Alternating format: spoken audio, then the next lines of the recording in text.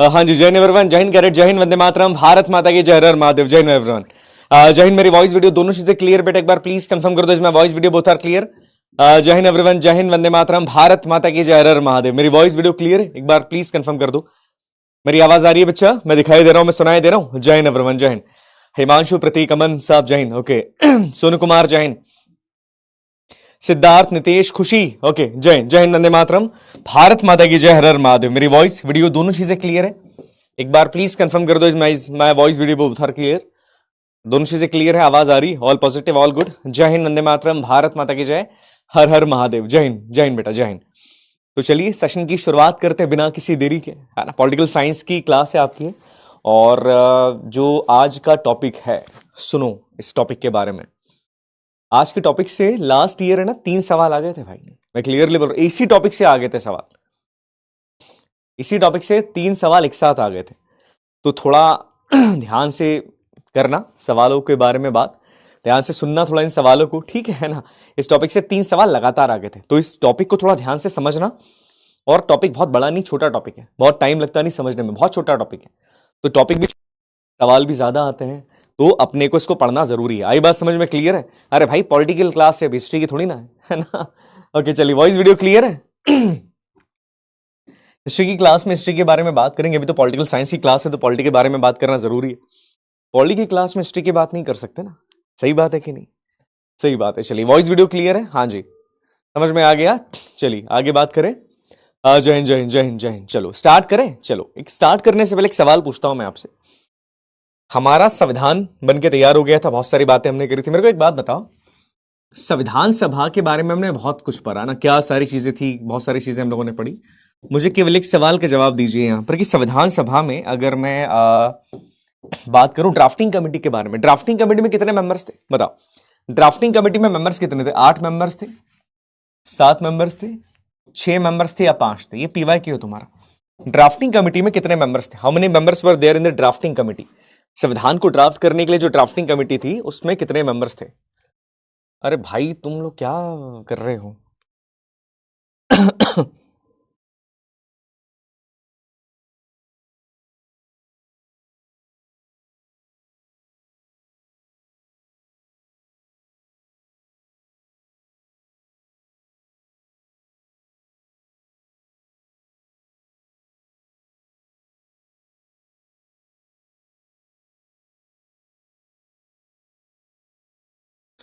कितने थे? बिल्कुल सही जवाब। देखो ड्राफ्टिंग कमेटी के बारे में बात करते हैं जब भी अपन, तो ये चीज याद रखना, एग्जाम के हिसाब से सवाल आसान है, बहुत आसानी है यार। ड्राफ्टिंग कमेटी में टोटल 7 मेंबर्स थे, ठीक है। बाबा साहब अम्बेडकर चेयरमैन है ड्राफ्टिंग कमेटी के, और ड्राफ्टिंग कमेटी में कितने मेंबर थे? 7 मेंबर थे। आई बात समझ में? 7 मेंबर से बाबा साहब इसके चेयरमैन थे। B is the right answer. समझ में आ गया? क्लियर हो गया यहां तक? समझ में आ गया? चलिए ठीक है, आगे बढ़ना और आगे बात करना हम शुरू करते हैं। ओके चलो, देखो आज इस टॉपिक के बारे में अपन बात करने वाले हैं ना, वो टॉपिक बता दिया मैंने, हालांकि बहुत सारी बातें बताई कि इंपॉर्टेंट है, बहुत कुछ यहां पर है, बट याद रखना टॉपिक से थोड़ा सा अंडरस्टैंडिंग गेन करना ना, इसको समझना। टॉपिक को बहुत आसान है, बहुत ही आसान है, आसान है, छोटा है, पर इसकी अंडरस्टैंडिंग थोड़ी गेन करना। अब टॉपिक अपन किस बारे में बात करने वाले? अपन बात करेंगे संविधान के बारे में, और संविधान के अंदर जो टॉपिक आज हमारा है वो है schedules, schedules of Indian constitution, भारतीय संविधान के शेड्यूल्स के बारे में बात करने वाले। अब शुरुआत में एक सवाल बनता है कि साहब शेड्यूल होता क्या है? शेड्यूल्स क्या होता है? What is meaning of schedule? बताइए क्या मतलब है शेड्यूल का? किसे शेड्यूल कहा जाता है? बोलिए, what is meaning of schedule? Schedule किसे कहा जाता है? बोलिए, शेड्यूल किसे बोलते हैं? शेड्यूल किसे कहा जाता है? है ना, किसे शेड्यूल कहा जाता है? चलिए, चाहत गुप्ता जी को हमेशा कंप्लेन ही रहती है, ऑलवेज शी ऑलवेज कंप्लेन्स। चलिए, शेड्यूल किसे कहा जाता है? बिना कंप्लेन के पढ़ा करो, या लाइफ में हमेशा कंप्लेन ही करते रहोगे क्या? ये नहीं हो रहा, वो नहीं हो रहा, अरे जस्ट रिलैक्स, पढ़ना शुरू करो। चीज़ों के साथ थोड़ा सा कॉम्प्रोमाइज़ करना ज़रूरी होता है। फौज में कंप्लेन करने वाले की कोई जगह नहीं होती। तुम्हारा सीओ तुमको भेज देगा कि जाओ भैया जंगल में खड़े रहो 10 दिन के लिए, यू कैन नॉट कंप्लेन कि आप ऐसा नहीं, हमारा डोंट कंप्लेन इन लाइफ। हर चीज़ की कंप्लेन नहीं की जाती है, ठीक है? समझो इस चीज़ के बारे में, बहुत छोटी बात है। फौज में देखो, मैं क्लियरली, मैं शायद थोड़ा सा थोड़ा कड़वा बिटर बोल देता हूँ, बट मैं क्लियरली बोलूँगा, फौज में उनको नहीं फर्क पड़ता है, तुम्हारे अंदर वो क्वालिटीज है तो तुमको वो लेंगे, otherwise go and do something else. फौज में बहुत अलग चीजें होती है, आई बात समझ में? इस चीज को हमेशा दिमाग के अंदर रखिएगा। फौज में चीजें बहुत अलग है। आपका नेचर बहुत कंप्लेन करने वाला है, आप एडजस्ट नहीं कर सकते, आप मैं मेरे से ये नहीं होता वो नहीं होता, देन फोर्सेस तुम्हारे लिए लिटरली नहीं बनी। तुम फौज में चले भी जाओगे उसके बाद भी तुम परेशान रहोगे कि यार मैं कहाँ आ गया, बिकॉज वो तुम्हारे लिए नहीं है। फौज में कीचड़ में सोते हैं कई बार लोग, कीचड़ में सोना पड़ता है तुमको, 3-3 2-2 बजे उठा देते हैं वहां पे। तुम कैसे सर्वाइव कर लोगे वहां? अगर कंप्लेन्स के सहारे ही जिंदगी आपको चलानी है तो कैसे करोगे सर्वाइव? मेरे को बताओ ना। माँ तुमको कोई लग्जरी लाइफ नहीं मिलने वाली एनडीए के अंदर कि तुम्हारी लग्जरी लाइफ है, साहब बिल्कुल उठ रहे सो के आराम से 9 बजे। कंप्लेन वंप्लेन वाले लोग वहां पर नहीं आते हैं। ये चीज इसको दिमाग के अंदर रखिएगा। जस्ट बी ब्रेव, जो चीजें हैं उसके साथ एडजस्ट करना सीखो, और वही चीजें देखी जाती है। अरे वहां 4-4 दिन तक तुमको कई बार खाना नहीं मिलेगा जब तुम जंग के मैदान के अंदर रहते हो, तो सोने को नहीं मिलता। देन यू आर कंप्लेनिंग नहीं साहब ये हो रहा है, डोंट डू दैट यार, मजा नहीं आता। समझो इस चीज के बारे में, इसको निकालो इस सोच को अपने दिमाग से बाहर। हर चीज पे कंप्लेन करना, ये करना वो करना। तुमको जाना है आईआईटी के अंदर, गो फॉर दैट। तुमको जाना है कहीं पर डॉक्टर बनना है, गो फॉर दैट थिंग। फौज में ये चीजें नहीं चलती है, नहीं चलती है। मैं क्लियरली बोल रहा हूं, वहां बिल्कुल भी नहीं चलता है, बिल्कुल भी नहीं चलता है फौज के अंदर। ओके चलो, देखो जब संविधान हमारा बना तो संविधान में क्या क्या चीजें थी, मैंने शायद इसके बारे में डिस्कस किया था। जब संविधान हमारा बना तो संविधान में थे 395 आर्टिकल्स। क्या थे बेटा? 395 आर्टिकल्स। आर्टिकल का मतलब क्या होता है? आर्टिकल्स का मतलब क्या होता है? आर्टिकल्स का मतलब नियम, रूल्स। एक रूल 1, रूल 2, रूल 3, याद रखिएगा। इसे आर्टिकल्स कहा जाता है। इसलिए क्या बोलते हैं इसे आर्टिकल्स कहा जाता है। तो कितने आर्टिकल्स थे? 395 आर्टिकल्स थे। उस टाइम पर संविधान में अगर मैं पार्ट्स के बारे में बात करूं तो संविधान के कितने पार्ट्स थे? संविधान में पार्ट्स थे टोटल 22, और संविधान में शेड्यूल्स थे। संविधान के शेड्यूल्स के बारे में बात की जाए तो संविधान में टोटल उस टाइम पर 8 शेड्यूल थे। आज अगर संविधान के बारे में अपन बात करें, सुनना आज की तारीख में, तो आज संविधान में कितने आर्टिकल्स है तुमको बताना है। आज संविधान में 25 पार्ट्स हैं, और आज संविधान में कितने शेड्यूल्स हो चुके हैं? 12 शेड्यूल्स हो चुके हैं। मतलब संविधान में कोई नई चीज ऐड की जा सकती है? डेफिनेटली संविधान में नई चीज ऐड की जा सकती है। ऑब्वियसली कर सकते हैं, कर सकते हैं ना? हाँ जी, हाँ जी, कर सकते हैं बिल्कुल। संविधान में कोई नई चीज ऐड की जा सकती है, डेफिनेटली नई चीज संविधान के अंदर ऐड की जा सकती है। और किसी भी नई चीज को ऐड करने के लिए आपको क्या करना पड़ेगा? You have to amend. आपको संविधान में अमेंडमेंट करना पड़ता है। अमेंडमेंट का मतलब है आपको संविधान में संशोधन करना पड़ता है। You have to add something. तो ऐड अगर करना है तो आपको करना पड़ेगा संविधान के अंदर अमेंडमेंट। ध्यान से मेरी बात सुनिएगा, आपको संविधान में अमेंडमेंट करना पड़ता है। अमेंडमेंट का मतलब क्या होता है? संशोधन होता है। संशोधन आपको संविधान के अंदर करना पड़ता है। करना पड़ता है ना? हाँ जी, करना पड़ता है संविधान के अंदर संशोधन। तो याद रखना, संविधान में कोई नई चीज ऐड की जा सकती है। अब चैप्टर आज हमारा शेड्यूल्स है, तो शेड्यूल्स का मतलब क्या होता है? पहला सवाल तो ये है कि साहब शेड्यूल्स का मतलब होता क्या? शेड्यूल्स को हिंदी में कहा जाता है अनुसूची। अब मैं हिंदी में लिखूंगा नहीं, बट चाहो तो नोट कर लेना। इसे हिंदी में अनुसूचियां कहा जाता है। क्या बोलते हैं बेटा इसको कहा जाता है हिंदी में अनुसूचियां। अनुसूची संविधान के अंदर। अब अनुसूची का मतलब क्या होता है? ध्यान से मेरी बात सुनिएगा। देखिए, जब संविधान बना ना, तो हमारे जो संविधान बनाने वाले लोग थे उनको संविधान के अंदर कुछ एक्स्ट्रा इंफॉर्मेशन दे दी थी। बहुत सारी इंफॉर्मेशन तो इन आर्टिकल्स के अंदर दे दी, आर्टिकल 1, आर्टिकल 2, आर्टिकल 3, पर कुछ एक्स्ट्रा इंफॉर्मेशन और देनी थी, और उसको हाईलाइट भी करना था। यार ये चीजें भी इंपॉर्टेंट है संविधान के हिसाब से, और इनको हाईलाइट भी करना। फॉर एग्जाम्पल की बात करें, अपन जब मूवी देखते हैं तो मूवी अपन देखते तो देखा, मूवी के अंदर कोई चीज हाईलाइट करनी तो वो लोग क्या करते हैं? बैकग्राउंड म्यूजिक बहुत अच्छा कर देते हैं, उस डायलॉग को बहुत इंटेंस बना लेते हैं, अलग से हाईलाइट कर देते हैं ताकि लोगों को याद रहे यार ये सीन बहुत बेहतरीन था। ऐसा होता है ना मूवीज के अंदर भी। सेम चीज यहां पर भी, कि संविधान के अंदर अगर आपको कोई चीज हाईलाइट करनी है, क्योंकि संविधान तो बहुत बड़ी किताब है, उसमें कोई चीज हाईलाइट करनी तो क्या करो, उसको अलग से दे दो, अलग से उसको बना दो। सेम चीज यहां पर की गई। और याद रखना कि आर्टिकल्स जो है, माफ कीजिएगा शेड्यूल जो है, इसको संविधान के लास्ट में रखा गया। तो ये अगर मैं क्लियरली बात करूं तो शेड्यूल्स का मतलब यहां पर होता है समथिंग एक्स्ट्रा। ये संविधान के अंदर दी जाने वाली कुछ एक्स्ट्रा इंफॉर्मेशन है, और इसको हमारे संविधान बनाने वाले लोग क्या करना चाहते थे? हाईलाइट। क्या करना चाहते थे? हाईलाइट। हाँ जी, आई बात समझ में? क्लियर है? यहां तक समझ में आ गया? क्लियर हो गया? यस, क्लियर हो गया। हाँ गायत्री, जय हिंद बेटा के जय हिंद। गर्ल्स पढ़ाई करती तो अच्छा लगता है, पर गर्ल्स कंप्लेन करती हुई अच्छी नहीं लगती, इसलिए मैंने बच्ची को डांटा, चाहत को। ठीक है, तुम्हारे लिए चीजें वैसी बहुत मुश्किल है, डोंट कंप्लेन। आप कंप्लेन नहीं कर सकते। है कि नहीं मुश्किल? लड़कियों के लिए ज्यादा मुश्किल है एनडीए ज्वाइन करना, मैं क्लियरली बोल दूं तुमसे। एक तो देखो क्या वैकेंसीज बहुत कम निकलती, इतनी वैकेंसीज नहीं है तुम्हारे पास, एनडीए के लिए इतनी वैकेंसीज तुम्हारे पास नहीं है।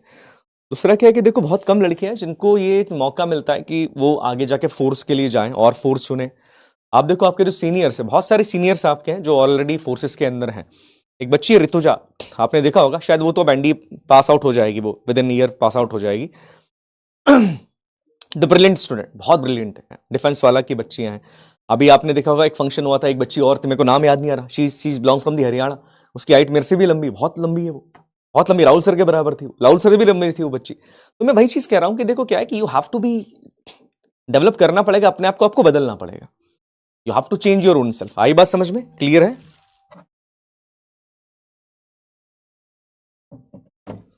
हाँ जी, बिल्कुल सही बात है, बहुत बढ़िया। इशिका भी है, बहुत सारे बच्चे हैं यार, there are so many girls. मैं वही कहूंगा कि देखो you have to change your own self. Ishika था नाम, हाँ इशिका नाम था, यस, मैं भूल जाता हूँ नाम, है ना। बहुत सारे बच्चे हैं यार। चलिए ठीक है, तो यहां तक समझ में आ गया, ये एक्स्ट्रा इन्फॉर्मेशन है। अब यहां पर एक चीज और मैं पूछूं आपसे, अब 2 सवाल मैं और पूछ रहा हूं। मुझे एक बात बताओ, बेसिक सवाल पूछ रहा हूं, हमारे देश में संविधान को बनाने में कितना टाइम लगा था? 2 साल 11 महीने 17 दिन। जल्दी बताओ, हमारा संविधान बनने में कितना महीने लगा था? 1 साल 11 महीने 18 दिन, 2 साल 11 महीने 18 दिन, या 3 साल 11 महीने 17 दिन? हमारे देश के संविधान को बनने में बताओ जल्दी कितना समय यहां पर लगा था, कितना टाइम लग गया था? बताओ जल्दी जल्दी, इंपॉर्टेंट है।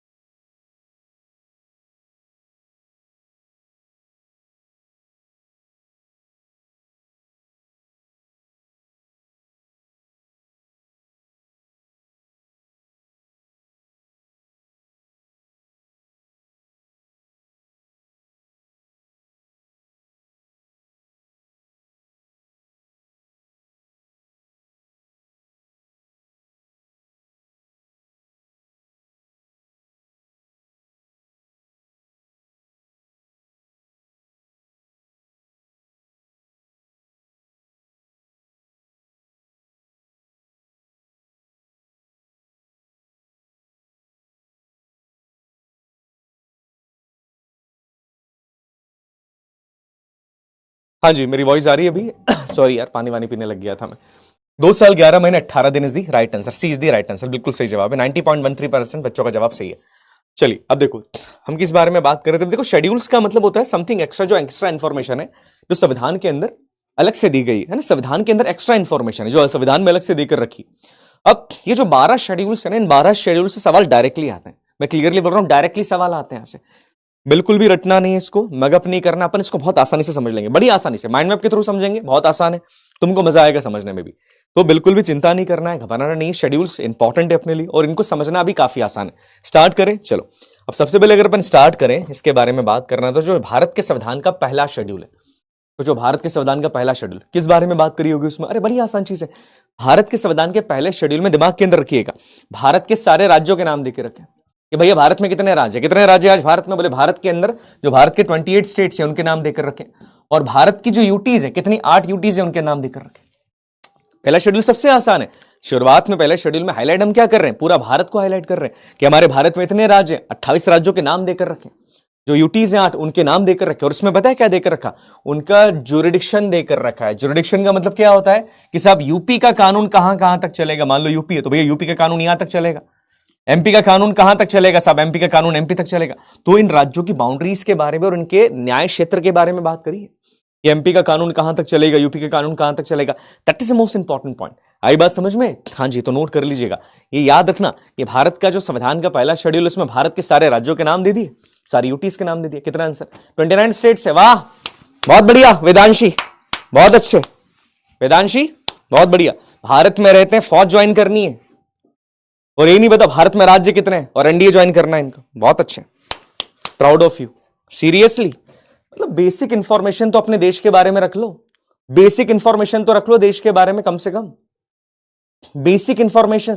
अपने को ही नहीं पता कि मेरे देश में स्टेट्स कितने हैं और यहां पर चौड़े में बोल रहे कि सर 29 है स्टेट्स। तो फैकल्टी बता रहा है टीचर की तुमको 28 है, वो बोल रही नहीं सर 29 है। सीरियसली, सीरियसली तुमको अपने देश के राज्यों के नाम नहीं पता और तुम चाहते हो, तुम एनडी क्रैक करना चाहते हो। सीरियसली क्या कर रहे हो? पढ़ लो बेटा, थोड़ा सा स्टडी कर लो।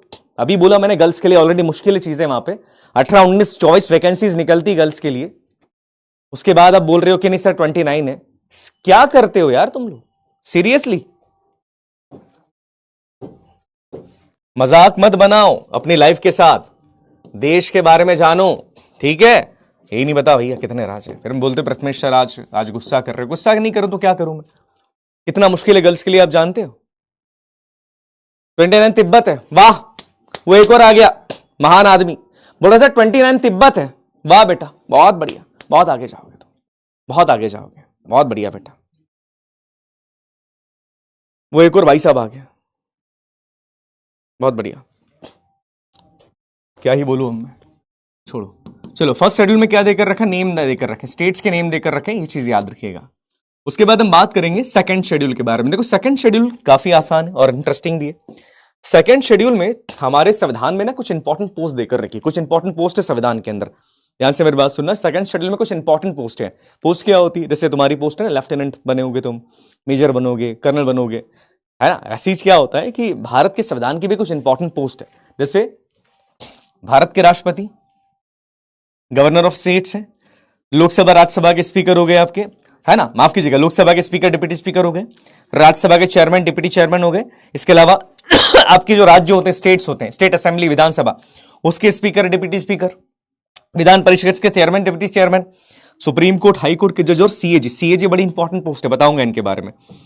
इस पोस्ट पर जितने भी लोग हैं इन सबकी सैलरी के बारे में सेकंड शेड्यूल बात करता है। सैलरी का मतलब क्या होता है कि इनको कितने पैसे मिलेंगे, अगर तुम राष्ट्रपति बने तो कितनी सैलरी तुम्हारी होगी। सैलरी के साथ ये बात करते हैं प्रिविलेजेस के बारे में और बात करते हैं अलाउंसेस के बारे में। देखो प्रिविलेज का मतलब क्या होता है और अलाउंस का मतलब क्या होता है। सैलरी तो समझ में आ जाता है, सैलरी जो तुमको पैसे में मिल रही कि सर मेरे को 2 लाख सैलरी मिल रही है, 1 लाख सैलरी मिल रही है, तो तुम्हारी सैलरी हो जाती। सैलरी के अलावा अगर अपन बात करें ना अलाउंसेस के बारे में, अलाउंसेस क्या होते हैं? जैसे तुम जब आर्मी ज्वाइन करोगे, नेवी ज्वाइन करोगे, तुमको ट्रैवल अलाउंस मिलता है, घूमने जाओगे तो ट्रैवल अलाउंस तुमको दिया जाता है, पता है कि नहीं? जो एक्स्ट्रा बेनिफिट दिए जाना, ट्रैवल अलाउंस दिया जाएगा तुमको। एग्जांपल की बात की जाए कि तुम्हारा जो वॉशिंग अलाउंस मिलता है, तुम्हारी यूनिफॉर्म इसको वॉश करने के लिए तुमको अलग से पैसे मिलते हैं, वॉशिंग अलाउंस दिया जाता है, एक्स्ट्रा पैसा मिलता है तुमको, इसको अलाउंस कहा जाता है। इसके अलावा प्रिविलेजेस का मतलब ये होता है कि इस पोस्ट पे आने के बाद तुम्हारे पास क्या क्या प्रिविलेज है। फॉर एग्जाम्पल की बात करें, तुम अगर आर्मी के अंदर हो, नेवी के अंदर, एयरफोर्स के अंदर हो, आपका कार्ड कैंटीन के अंदर चल जाएगा, तुम्हारा टोल टैक्स नहीं लगता है कई बार, है ना? ये चीजें, ये तुम्हारे प्रिविलेजेस हैं। तो इन सारी पोस्ट के बारे में यहां पर बात की गई है और इस पोस्ट की चिंता मत करना, सीएजी कौन है बताऊंगा मैं, बहुत इंपॉर्टेंट पोस्ट है। तो दूसरा शेड्यूल किस बारे में बात करता है? ध्यान से देखिएगा, दूसरा शेड्यूल बात करता है किसके बारे में? हमारा बात करेगा सैलरी और अलाउंसेस के बारे में। किसके बारे में? सैलरी और अलाउंसेस के बारे में बात करता है। इसके बाद अब अगर हम तीसरे शेड्यूल के बारे में बात करें भारत के संविधान की, तो तीसरा शेड्यूल बात करता है ओथ एंड अफर्मेशंस के बारे में। ओथ का मतलब क्या होता है, कोई बताएगा? What is meaning of oath? Oath का मतलब मैं ही बता देता हूं। ओथ का मतलब होता है शपथ। आप कुछ पोस्ट अपने देश में ऐसी है जिसपे बैठने से पहले आपको शपथ लेनी पड़ती, संविधान के अंदर ये पोस्ट है। जैसे एग्जांपल की बात करें, जो अपने मिनिस्टर्स होते हैं, पार्लियामेंट के मिनिस्टर्स हो गए, यूनियन के मिनिस्टर्स होते हैं, मेंबर ऑफ पार्लियामेंट, सांसद जो अपने होते हैं, सुप्रीम कोर्ट के जज हो गए, हाई कोर्ट के जज हो गए, अपने सीएजी हो गए जिनके बारे में बताऊंगा मैं। इसके अलावा जो स्टेट के मिनिस्टर्स होते हैं, ये लोग अपने पद पे बैठने से पहले कुछ शपथ लेते हैं। जैसे आप जब आर्मी के अंदर या नेवी एयरफोर्स के अंदर जाओगे, आप अपने पद की शपथ लेते हो आप अपने पद की, हाँ आपको भी शपथ लेनी पड़ती है, तुम्हारी भी उस सेरेमनी होगी। तो ये जो चीज है ना शपथ की, क्या शपथ कौन लेगा, इसके बारे में बात करता है भारत के संविधान का तीसरा शेड्यूल। नोट कर लीजिएगा, तीसरा शेड्यूल भारत के संविधान का शपथ के बारे में बात करता है। शपथ का वर्णन देकर रखा है तीसरे शेड्यूल के अंदर। Got my point? समझ में आ गया कि आप किस पोस्ट पर बैठने के बाद क्या शपथ लोगे? तो देखो कितना आसान हो गया। तीसरा शेड्यूल यहां पर हो गया किसके बारे में, ये बात करता है अपनी ओथ के बारे में। थर्ड शेड्यूल, हाँ जी, ये बात करेगा किसके बारे में, ये बात करता है ओथ एंड अफर्मेशंस के बारे में। ओथ मतलब होता है शपथ के बारे में बात कर रहा है। कौन सा शेड्यूल बात कर रहा है? तीसरा शेड्यूल ओथ एंड अफर्मेशंस के बारे में बात करता है। तीसरा शेड्यूल तक चीजें क्लियर होगी, काफी आसान था। अब बात करते हैं हम भारत के संविधान के चौथे शेड्यूल के बारे में। देखो सब आसान है, बहुत लोड मत लेना, बस ये आसानी से पूछा जाता है। चौथा शेड्यूल भारत के संविधान का। अब देखो, आप सब जानते हो कि हमारे देश में 2 हाउसेज हैं। अपने यहां पर पार्लियामेंट में 2 हाउस है। आइडिया है कि नहीं कि सर एक होती है हमारी लोकसभा और एक होती है हमारी राज्यसभा। इसके बारे में आई थिंक सभी को आइडिया होगा कि सब हमारे देश में 2 हाउस हैं पार्लियामेंट के अंदर, लोकसभा, राज्यसभा, जहां पर हमारे मेंबर ऑफ पार्लियामेंट सांसद बैठते हैं। पता होगा ना आपको। अब क्या होता है, लोकसभा और राज्यसभा के अंदर सीट्स होती है कुछ। जैसे एग्जाम्पल की बात करें, नहीं आइडिया है तो मैं आपको बताऊं। जैसे एग्जाम्पल की अगर मैं बात करूं कि सब यूपी में लोकसभा की 80 सीट है, पता है कि नहीं पता है? हाँ, एमपी में लोकसभा की 29 सीट्स है, मतलब लोकसभा की हर राज्य में कोई ना कोई सीट्स होती। तो पहला सवाल तो मेरा ये कि जो सीट्स है किस चीज पे बेस्ड होती है? ये सीट्स किस चीज पे बेस्ड है कि सब यूपी में 80, एमपी में 29, ऐसा क्यों? किस चीज पे सीट्स बेस्ड होती है बताइए मुझे। इस किस चीज पे सीट्स बेस्ड होती है? सब यूपी में 80, एमपी में 29, ये चीजें किस सीट्स पे बेस्ड होती है? ये सीट्स किस चीज पे बेस्ड होती है?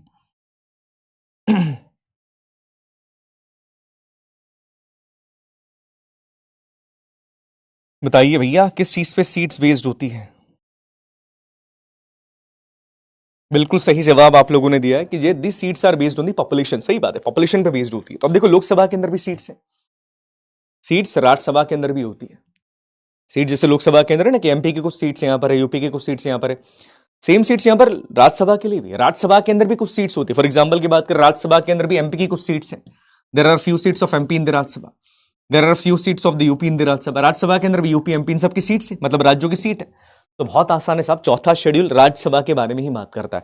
चौथा शेड्यूल क्लियरली बताता है कि राज्यसभा में किस राज्य की और किस यूटी की कितनी सीट्स हैं। हाँ जी, किस राज्य की और किस यूटी की कितनी सीट्स है, चौथा शेड्यूल इस बारे में बात करता है। फोर्थ शेड्यूल ये बताता है साहब कि राज्यसभा में किस स्टेट्स की और किस यूटी की कितनी सीट्स है, कि सब राज्यसभा में एमपी की कितनी सीट्स है, राज्यसभा में यूपी की कितनी सीट्स है। That's it. आई बात समझ में क्लियर हो गया? यहां तक समझ में आ गया बच्चा? आसिफ खान बेटा क्लियर हो गया यहां तक? प्लीज कंफर्म कर दो यहां तक क्लियर हो गया, समझ में आ गया? तो देखो कितना आसान है। अपन वापस रिवाइज कर लेते चारों को। पहले शेड्यूल में नाम्स, फोर्थ में क्या देकर रखा है? Seats in the Rajya Sabha, seats in Rajya Sabha. सीधी बात है, बहुत आसान चीज है। पहला शेड्यूल नाम के बारे में बात करता है, भारत के राज्यों और स्टेट्स के नाम। दूसरा बात करता है किसके बारे में? सैलरी के बारे में। तीसरा बात करता है ओथ्स के बारे में। चौथा बात करता है किसके बारे में? राज्यसभा के अंदर सीट्स के अलोकेशन के बारे में। ये चीजें इंपॉर्टेंट हो जाती है। Got it? समझ में आ गया कितना आसान है? आसान है। अरे क्या नाम है, जिद्दी नाम है किसी बच्चे का। नहीं, आर्टिकल्स जो इंपॉर्टेंट है ना जयेश, वो मैं बताऊंगा। सारे आर्टिकल्स लर्न नहीं करने अपने को। There is no need to learn every articles. हर आर्टिकल लर्न करने की जरूरत यहां पर नहीं है। हाँ जी, क्लियर। अब इसके बाद हम बात करेंगे 5वें शेड्यूल के बारे में। 5वां शेड्यूल थोड़ा सा आसान है, पर 5वें शेड्यूल के बारे में थोड़ा सा हम बात करते हैं। Okay sir, only mind maps? नहीं, ओनली माइंड मैप क्यों ड्रॉ कर रहे हो? ये तुम्हारे पास है, माइंड मैप के अंदर तुम नोट कर लो। ओनली माइंड मैप भी अगर तुम ड्रॉ करोगे ना इस पूरे लेक्चर का, तो भी तुम्हारे क्वेश्चन बन जाएंगे। ओनली माइंड मैप से भी बन जाएंगे। क्लियर है? हाँ जी, समझ में आ गया? यूटी बेटा में यूनियन टेरिटरीज, केंद्र शासित प्रदेश, जहां पर है ना सरकारें, वहां के मतलब जैसे वहां पर मुख्यमंत्री नहीं होता। अगर मैं सीधी बात करूं तो मैं डिफरेंस बताऊंगा। जैसे यूटी लक्षद्वीप हो गया, अब यूटी सब केंद्र शासित प्रदेश में क्या होता है, वहां पर इलेक्शन नहीं होता, वहां मुख्यमंत्री नहीं होता, वहां पर सेंट्रल गवर्नमेंट राज करती है डायरेक्टली। हाँ, वहां पर मुख्यमंत्री वाला मामला नहीं होता। जैसे बिहार में चुनाव होते मुख्यमंत्री है, यूपी में चुनाव हुए मुख्यमंत्री, राजस्थान पंजाब में। बट आप देखो यहाँ पर जब केंद्र शासित प्रदेश के बारे में बात करते हैं, लक्षद्वीप के बारे में बात करें ना, अंडमान निकोबार के बारे में बात करें, चुनाव मुनाव नहीं होता। एक्सेप्शन है इसके, दिल्ली पौंडीचेरी एक्सेप्शन है, पर बाकी जगह पर चुनाव नहीं होते। ये चीजें काफी इंपॉर्टेंट है। क्लियर समझ में आ गया? हाँ जी। अच्छा, पॉलिटी लूसेंट से पढ़ी प्रीति। हाँ ठीक है, देखो लूसेंट से पढ़ लो, बट बेटा मैं वही चीज बोलूंगा ना कि Lucent is good for the examination, जो कि आपके नॉर्मली लोअर लेवल के एग्जाम्स होते हैं। कांस्टेबल का एग्जाम दे रहे हो आप पुलिस का एग्जाम दे रहे हो नॉर्मल सा। अभी एग्जाम यूपीएससी कंडक्ट कर रहा है। यूपीएससी बच्चा बहुत बड़ा बोर्ड है, भारत का सबसे बड़ा एग्जाम लेने वाला बोर्ड है यूपीएससी, है कि नहीं? तो उसके हिसाब से पढ़ना बड़ा जरूरी हो जाता है अपने को। अच्छा भैया, न्यू ईयर के क्या प्लान से बताओ पहले तो तुम। बाकी चीज तो ठीक है, तुम्हारी पढ़ाई तो मैं करा ही दूंगा, 5वें शेड्यूल तक तो पहुंच ही गए अपन। न्यू ईयर्स पे क्या प्लान है? न्यू ईयर्स पे किस बच्चे का क्या प्लान है? Any plan for the new years?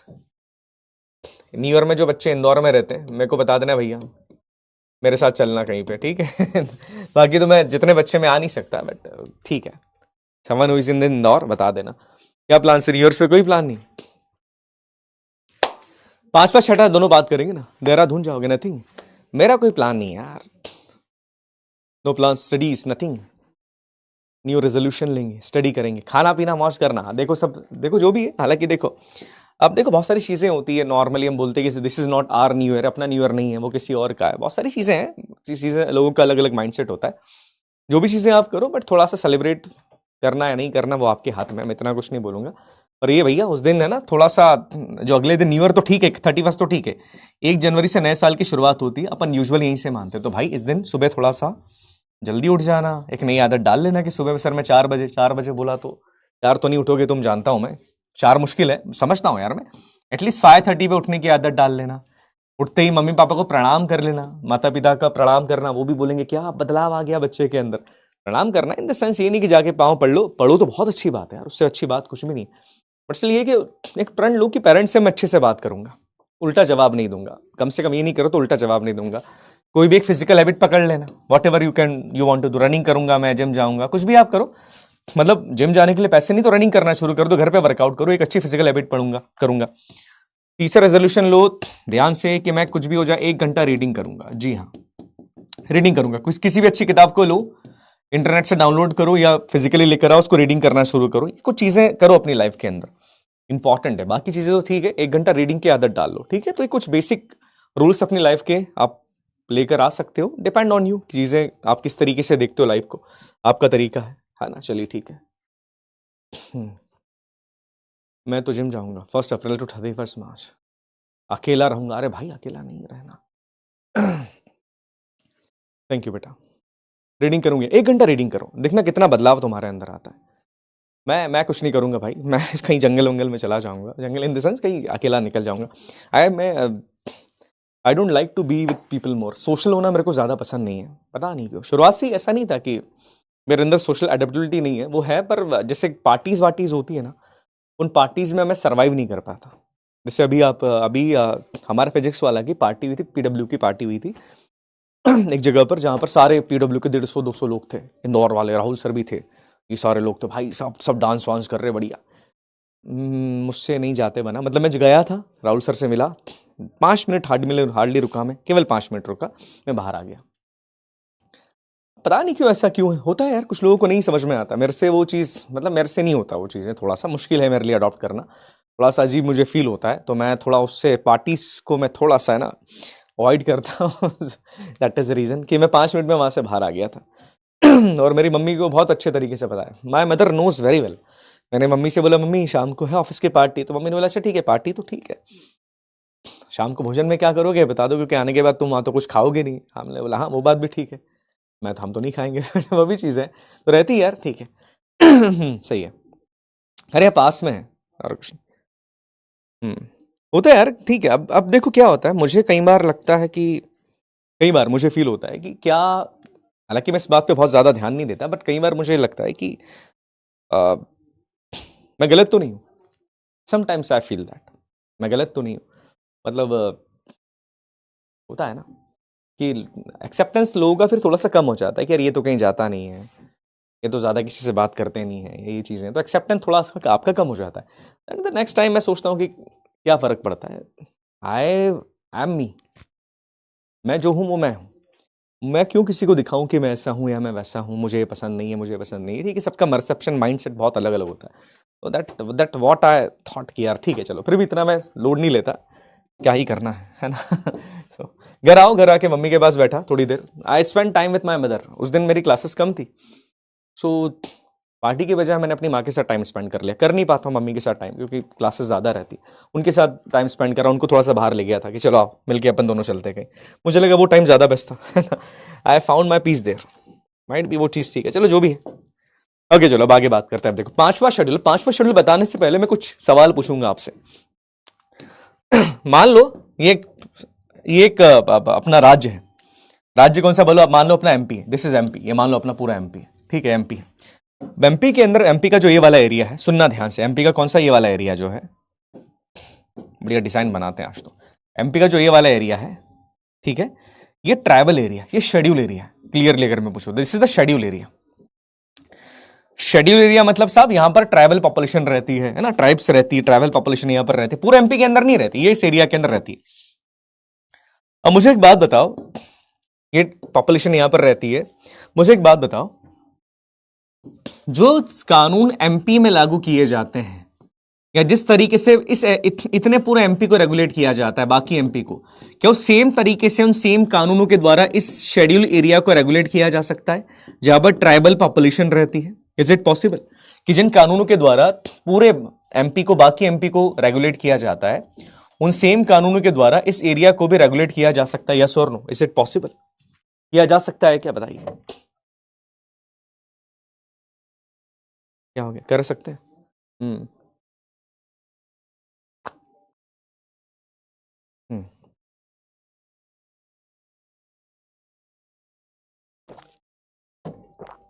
नहीं कर सकते, सीधी बात है। बिकॉज ट्राइबल पॉपुलेशन वहां पर, देखो ट्राइब्स के रूल्स रेगुलेशन बहुत अलग होते हैं। फॉर एग्जाम्पल की बात करें, तुम और मैं शिकार कर सकते हैं क्या जंगल में जाके? नहीं कर सकते। ट्राइब कर सकती है, कस्टम है उनका, वो ट्राइब्स हैं, वो कर सकते शिकार, अपन नहीं कर सकते। ये चीज यहां पर। और इसी के बारे में पांचवा शेड्यूल बात करता है कि भारत के जो 10 स्टेट्स हैं ना, इनके नाम हम याद मत रखना, केवल नंबर याद रखना। भारत के जो 10 स्टेट्स हैं, इनमें जो शेड्यूल एरिया है, पूरा राज्य नहीं, इन स्टेट्स का जो शेड्यूल एरिया है साहब, जहां पर ट्राइबल पॉपुलेशन रहती है, उस एरिया को कैसे एडमिनिस्ट्रेट और कैसे रेगुलेट करना है, इसके बारे में पांचवा शेड्यूल बात करता है। आई बात समझ में? क्लियर हो गया? कितना आसान है कि साहब भारत के अंदर ये जो शेड्यूल एरियाज है, क्या भारत के अंदर जो शेड्यूल एरिया है, शेड्यूल एरिया के बारे में बात करेंगे। भारत के अंदर जो भी शेड्यूल एरिया है, वो शेड्यूल एरिया को रेगुलेट कैसे करना है, वहां पर कैसे रेगुलेट करेंगे, किस तरीके से उनको एडमिनिस्ट्रेट किया जाएगा, इसके बारे में भाई भारत का पांचवा शेड्यूल बात करेगा। बट याद रखना, इसमें केवल 10 राज्यों के बारे में बात की गई है ना, केवल 10 स्टेट्स के बारे में बात की गई है। और ये पूरे के पूरे राज्य, जैसे राजस्थान का थोड़ा सा एरिया शेड्यूल एरिया है ना। जैसे अगर अपन बात करें कि झारखंड का थोड़ा सा एरिया जहां पर शेड्यूल ट्राइब रहती है, वो शेड्यूल एरिया है, उनको रेगुलेट कैसे करेंगे, इसके बारे में बात की गई। एक सवाल यहां पे बहुत बार पूछा जाता है, बच्चा सोचना इसके बारे में। मुझे पता है इस सवाल का जवाब कई बच्चे दे नहीं पाएंगे, दे दिया तो बहुत अच्छी बात है, पर इस सवाल तुम्हारे लिए इंपॉर्टेंट है। मुझे एक बात बताओ, कोई एरिया शेड्यूल एरिया, मान लो एमपी के अंदर ये एरिया शेड्यूल एरिया है, कोई एरिया शेड्यूल एरिया है, इसे शेड्यूल एरिया डिक्लेयर करने का अधिकार किसके पास होता है? नंबर 1 प्रेसिडेंट के पास होता है। प्रेसिडेंट डिक्लेयर करते हैं साहब कि कोई एरिया शेड्यूल एरिया है कि नहीं है। दूसरा, पार्लियामेंट के पास होता है कि साहब पार्लियामेंट बताती है। तीसरा साहब उस स्टेट के पास होता है, जो राज्य है उसके पास होता है, वो राज्य बताएगा कि ये एरिया शेड्यूल एरिया है कि नहीं। तीसरा हमारा last but not the least, साहब सुप्रीम कोर्ट बताता है कि एरिया शेड्यूल एरिया है कि नहीं। बताओ किसके पास होता है अधिकार? किसी एरिया को शेड्यूल एरिया डिक्लेयर करने का अधिकार किसके पास है? सोचो जरा इस बारे में बच्चा, बहुत बड़ा और बड़ा इंपॉर्टेंट सवाल है।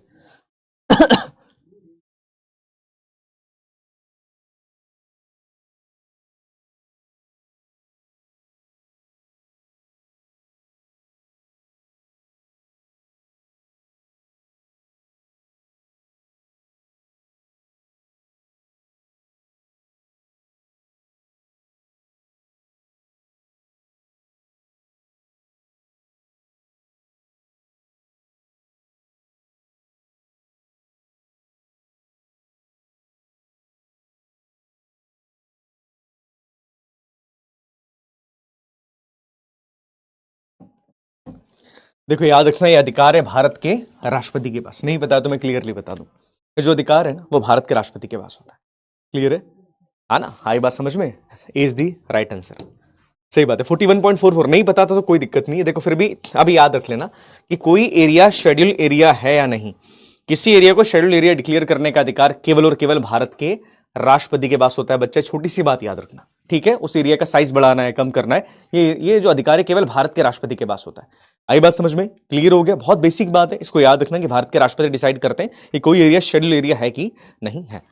समझ में आ गया? क्लियर हो गया? रमन सिंह आया, अरे गलत हो गया, कोई बात नहीं, गलतियां करो लाइफ में, गलतियां करना चल जाएगा, बट उठना ही नहीं वो नहीं चलता है कि यार हम तो प्रयास ही नहीं कर रहे हैं। गलतियां करो, दैट्स टोटली फाइन, गलतियां करने से कोई प्रॉब्लम नहीं होती है। Everyone did the mistakes in their own life, हमने भी बहुत करी है, आप भी करो, है ना। चलिए ठीक है, हाँ माइंड मैप से नोट कर लोगे तो भी चल जाएगा, कोई दिक्कत नहीं है। आप अपन माइंड मैप में भी इसको कर देते हैं, बताया ना मैंने, माइंड मैप से भी करोगे इस चैप्टर को तो कोई दिक्कत नहीं है, क्योंकि चैप्टर आसान हो जाएगा। हाँ जी, क्या है भैया अपना अपना शेड्यूल अब आ गया भैया। 5वां शेड्यूल किसके बारे में बात करता है? ये बात करता है भारत के 10 स्टेट्स के कौन से एरिया के बारे में? शेड्यूल एरिया के बारे में। SA लिख देता हूं मैं, ठीक है, SA शेड्यूल एरिया के बारे में बात करता है। क्लियर हो गया है? समझ में आ गया? क्लियर हो गया? अब दूसरा क्या है यार, देखो वो जो चीजें थी ना, मतलब पार्टी के अंदर मैं गया तो था, बट मेरे दिमाग में बहुत सारी चीजें चल रही थी, तो मैं उस तरीके से मैं पता नहीं क्यों एंजॉय नहीं कर पाया। एंजॉय इन द सेंस कि मेरे को वहां रहना ठीक नहीं लग रहा था। पीपल आर एंजॉइंग, लोग डांस कर रहे थे, मस्ती कर रहे थे, दे आर वेरी हैप्पी। मैं खुश नहीं था उस पार्टी के अंदर, और मैं खुश नहीं था, बहुत सारे रीजन थे। मेरा रीजन था दैट वाज दी व्हाट हम सब जानते, बांग्लादेश के अंदर जो हुआ, दिमाग से निकलती नहीं कुछ चीजें। फिर दूसरा रीजन उन्नाव के अंदर जो रेप पीड़िता है उसके साथ कि यार भाई साहब को जमानत मिल गई, सुप्रीम कोर्ट हाई कोर्ट ने बेसिकली जमानत दे दी।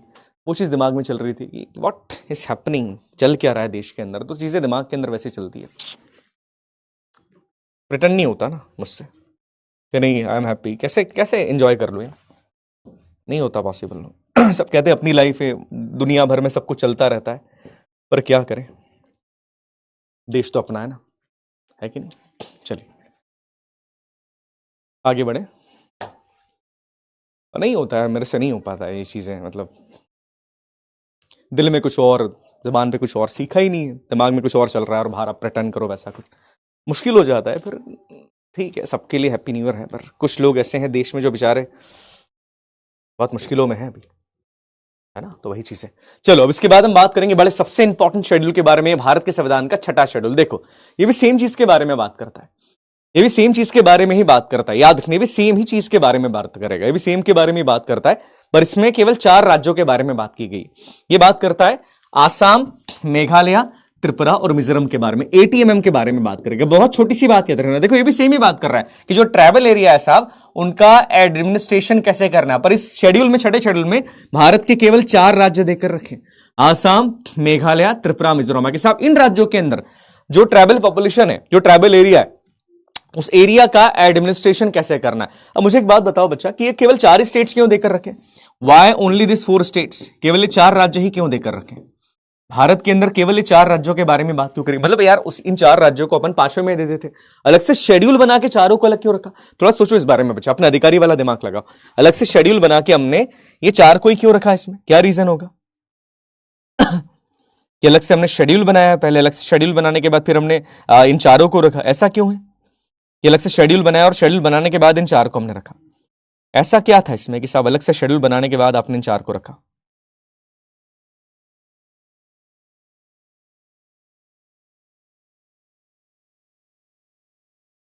बिल्कुल सही बात, देखो याद रखना, बिल्कुल सही बात है। देखो पहली बात तो ये हिली ट्राइब्स है, पहाड़ियों वाली ट्राइब्स है, और आप देखो ये जो ट्राइब्स है ना, इनका कल्चर लगभग सेम मिलेगा। नॉर्थ ईस्ट के अंदर ये नॉर्थ ईस्टर्न ट्राइब्स है, आसाम की, मेघालय की, त्रिपुरा, मिजोरम, इनका कल्चर लगभग सेम मिलेगा, कल्चर के अंदर काफी सिमिलैरिटी है। दूसरा हिली ट्राइब्स यहाँ पर है, दैट्स वाई कि इनको एडमिनिस्ट्रेट करने में आसानी हो जाए, बिकॉज यहाँ के रूल्स रेगुलेशंस बहुत अलग होते हैं।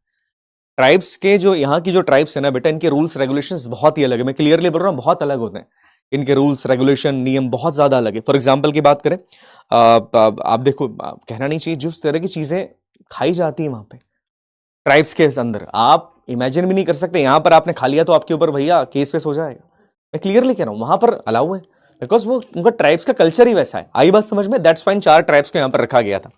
अब हम वही माइंड मैप के अंदर भी ऐड कर लेते हैं कि भैया हमारा जो भारत के संविधान का 6वां शेड्यूल, ये मोस्ट इंपॉर्टेंट है, याद रखना। इसमें 4 ट्राइब्स के या 4 स्टेट्स के बारे में बात की गई है। कौन सी 4 स्टेट्स है? 4 स्टेट्स हमारी है, कौन सी है बेटा? मैं क्लियरली लिख लूंगा ATMM, ये बस ये चीज याद रखिएगा। ये भारत के संविधान का छठा शेड्यूल है। अब हम बात करेंगे भारत के संविधान के 7वें शेड्यूल के बारे में। देखो 7वां शेड्यूल काफी आसान है। 7वां शेड्यूल भारत के संविधान का बात करता है डिवीजन ऑफ पावर के बारे में। नोट करना बच्चा, किसके बारे में बात करता है? डिवीजन ऑफ पावर के बारे में। डिवीजन ऑफ पावर का मतलब क्या होता है?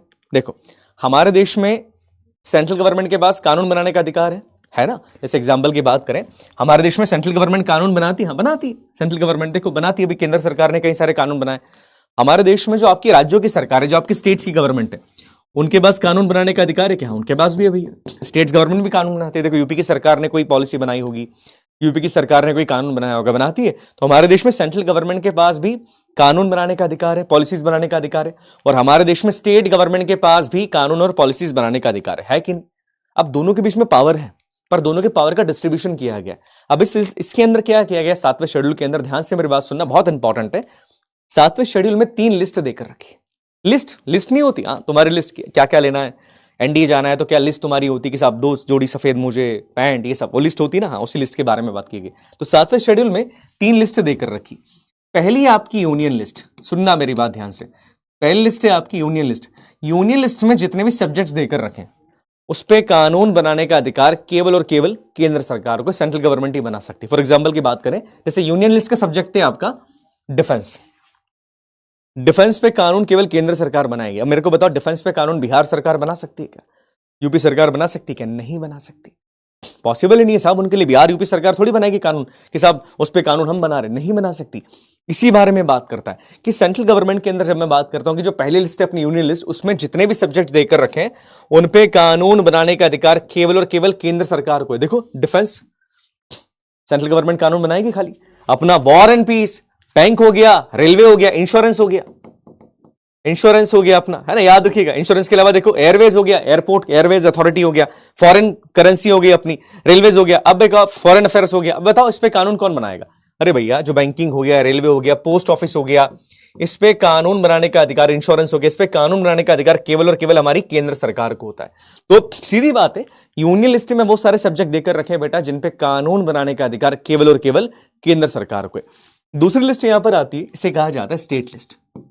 स्टेट लिस्ट में वो सब्जेक्ट हैं जिसपे कानून बनाने का अधिकार स्टेट गवर्नमेंट को होता है। जी हां, इस पे कानून स्टेट गवर्नमेंट ही बनाएगी, केंद्र सरकार नहीं बनाती।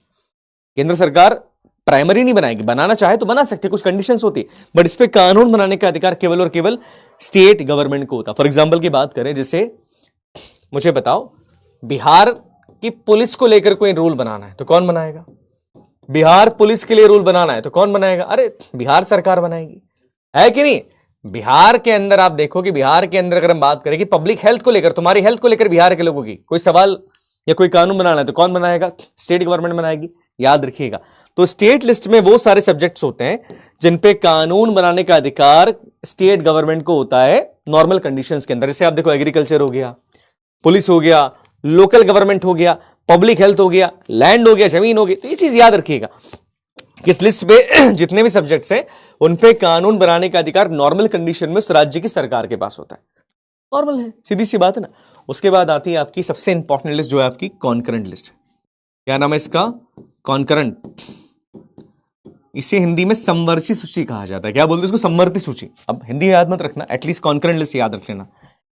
इसमें जितने भी सब्जेक्ट्स हैं ना, उस पे कानून बनाने का अधिकार स्टेट गवर्नमेंट को भी है प्लस सेंट्रल गवर्नमेंट को भी। दोनों को इस लिस्ट पे दिए गए सब्जेक्ट्स के ऊपर कानून बनाने का अधिकार होता है। जी हां, इस लिस्ट में जितने सब्जेक्ट देकर रखें उस पे कानून बनाने का अधिकार दोनों को है। फॉर एग्जाम्पल की बात करें, एक सब्जेक्ट अपन लेते हैं एजुकेशन, पढ़ाई लिखाई भैया तुम्हारी एजुकेशन।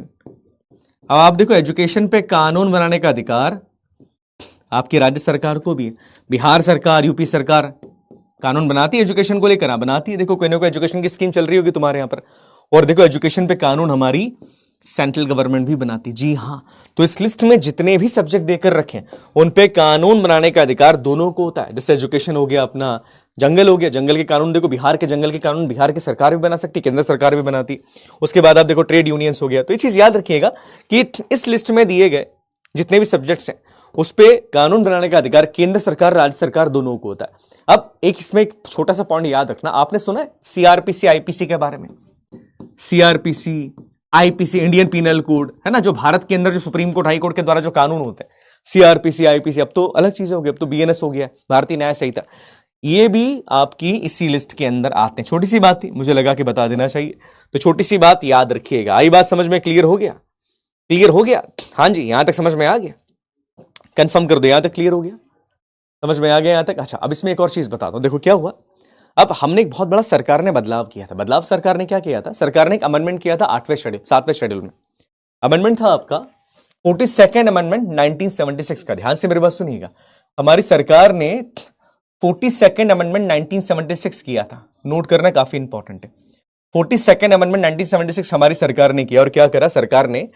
स्टेट लिस्ट के 5 सब्जेक्ट्स को कॉन्करेंट के अंदर ट्रांसफर कर दिया। जी हां, कि जो 5 सब्जेक्ट पहले स्टेट के अंदर थे उसको ट्रांसफर करके वो कॉन्करेंट के अंदर लेकर आ गए। और ये 5 सब्जेक्ट कौन से? इसका नाम याद मत रखना, बट देख लो, एजुकेशन हो गया, फॉरेस्ट हो गया, है ना, ये सारे 5 सब्जेक्ट यहां पर थे। आपको केवल सवाल क्या आता है कि साहब किस अमेंडमेंट के द्वारा सरकार ने स्टेट लिस्ट से कॉन्करेंट लिस्ट के अंदर शब्दों को, या कह सकते हैं कि साहब स्टेट से कॉन्करेंट के अंदर कुछ सब्जेक्ट्स को ट्रांसफर किया था।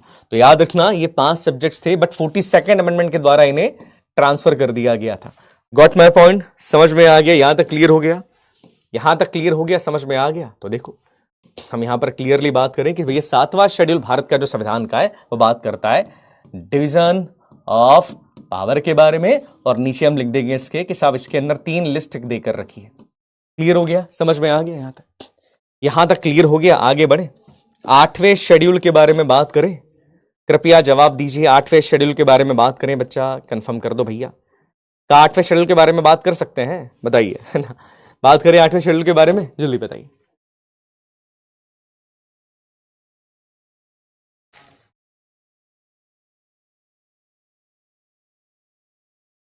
क्लियर? 8वां शेड्यूल भारत के संविधान का है ना। 1 मिनट पानी पी ले, हम थोड़ा सा पानी पीते रहना चाहिए।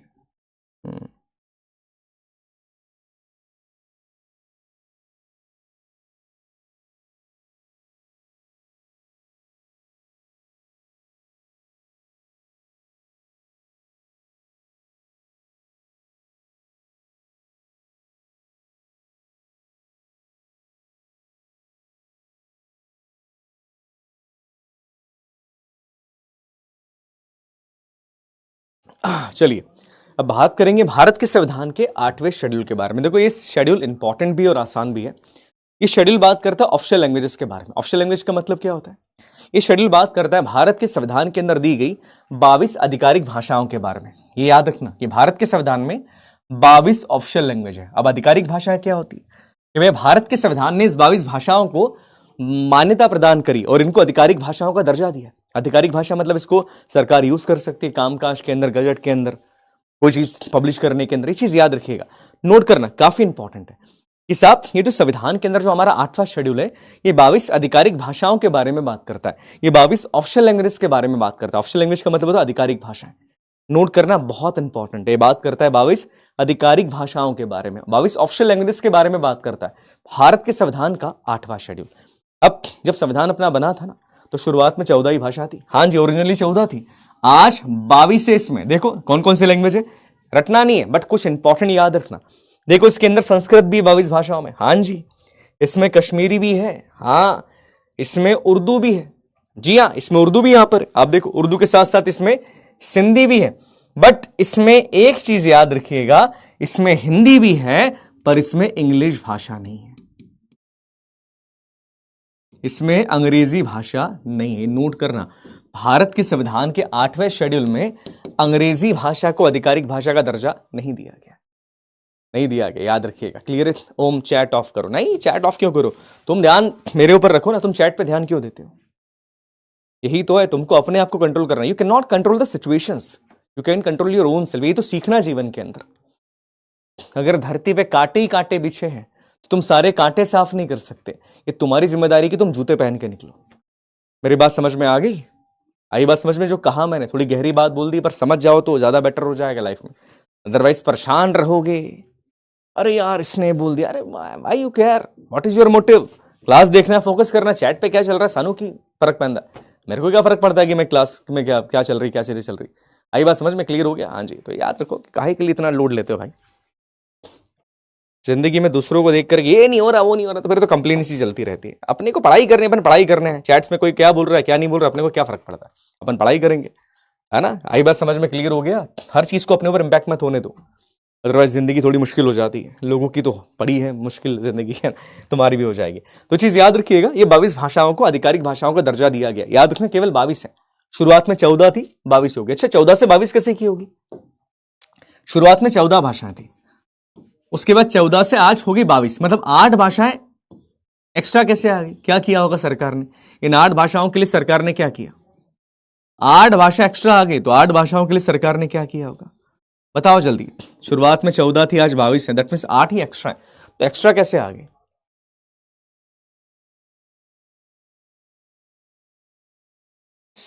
सीधी नहीं सिंधी है वो। सीधी क्या होता है ना?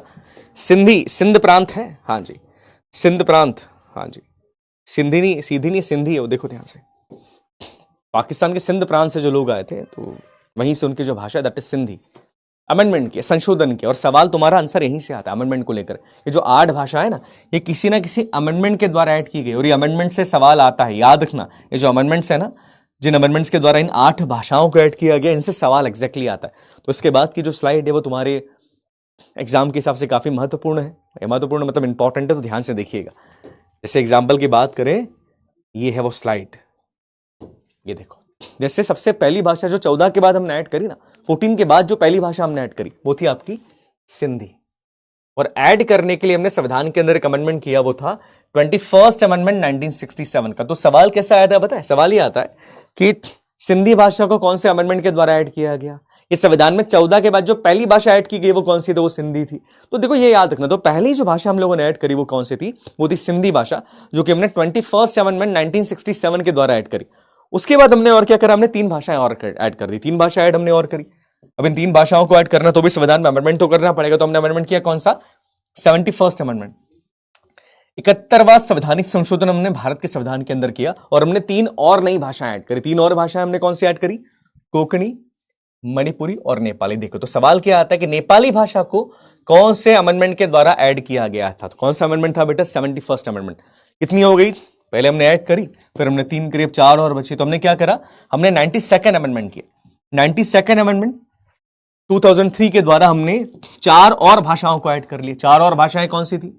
बोडो, डोगरी, मैथिली और संथाली। ये नोट करना बहुत इंपॉर्टेंट, ये वाली स्लाइड से सवाल आए हैं बहुत बार, ठीक है। तो ये चीज याद रखिएगा कि शुरुआत में भारत के संविधान में 14 आधिकारिक भाषाएं थी, और आज कितनी है बेटा? आज 22 हो चुकी है। Today it's 22।